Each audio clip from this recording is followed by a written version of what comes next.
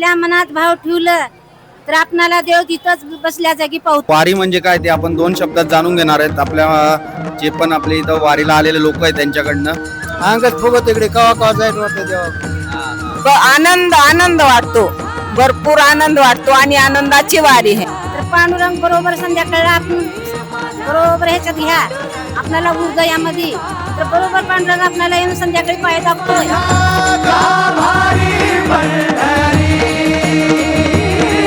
वारी म्हणजे हे सर्वांची देवाचे स्थान असलेली वारी आहे.